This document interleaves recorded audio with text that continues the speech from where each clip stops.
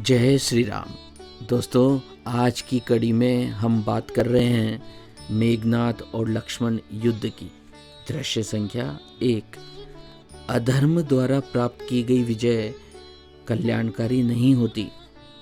लक्ष्मण राम के पास आते हैं और ये कहते हैं कि इंद्रजीत अदृश्य होकर छल से युद्ध कर रहा है। वे श्री राम से ब्रह्मास्त्र चलाने की अनुमति चाहते हैं। इस पर राम कहते हैं कि रण से भागे हुए शत्रु, आपकी शरण में आए हुए शत्रु एवं विक्षिप्त व्यक्ति पर ब्रह्मास्त्र चलाना धर्म के विरुद्ध है। अधर्म द्वारा प्राप्त की गई विजय कभी कल्याणकारी नहीं होती।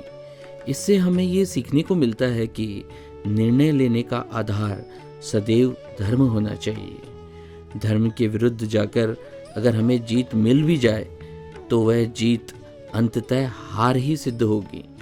वह जीत कभी कल्याणकारी नहीं होगी और ऐसी जीत के परिणाम से हमारा स्वयं का मन भी अशांत हो जाता है। दृश्य संख्या 2।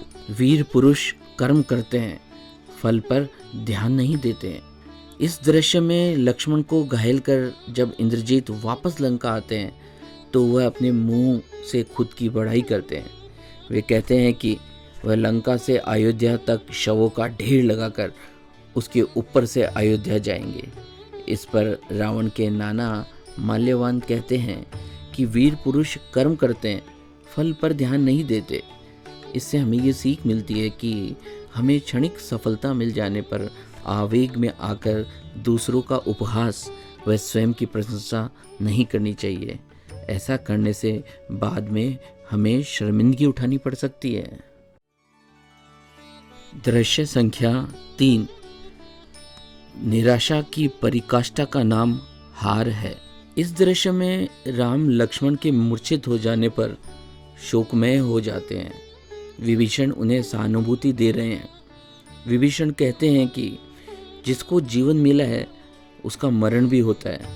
इस पर सुग्रीव कहते हैं कि निराशा की पराकाष्ठा का नाम ही हार है। ना तो किसी का मरण हुआ है और ना ही किसी की हार। इस दृश्य से हमें ये सीख मिलती है कि एक निराशा का विचार दूसरी निराशा के विचार को जन्म देता है और इसी तरह ये निराशा का विचार आगे बढ़कर हमारे हारने का मुख्य कारण बन जाता है।